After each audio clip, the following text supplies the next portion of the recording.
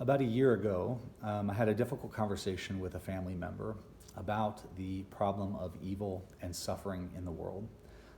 They were basically telling me why they did not believe in God, specifically the God of the Bible.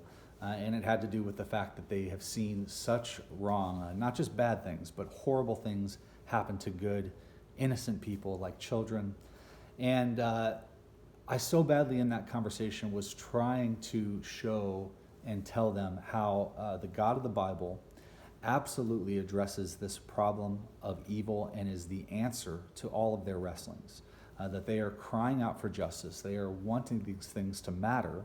And the God of the Bible is showing that he is sending his only son. Our sin is so bad and so grievous and has so tainted and harmed the creation and our souls that he sends his only son to die for us and to save us from this very thing.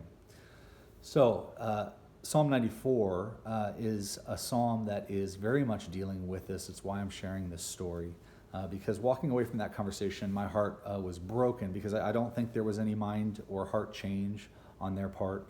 And I so badly wanted them to see that this is the answer to those wrestlings.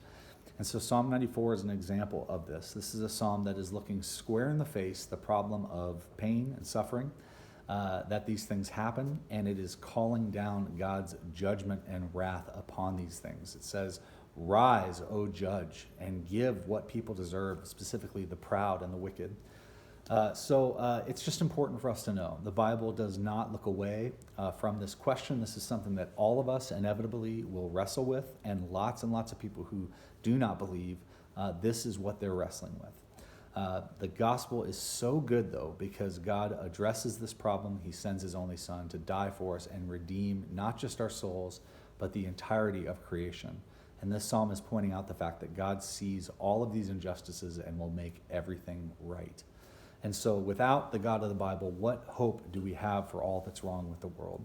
God is our hope and our refuge. We actually long for him to bring his kingdom and his justice to bear on this world. And at the same time, we know that without Christ, we would be caught up in that and deserving of his judgment.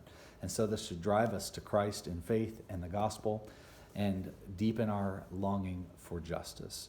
So read the psalm today. Take a few sobering moments in reflection and prayer to feel the weight in your own soul and the world that is crying out for this question to be answered, and understand that it is answered in the person of Christ Jesus.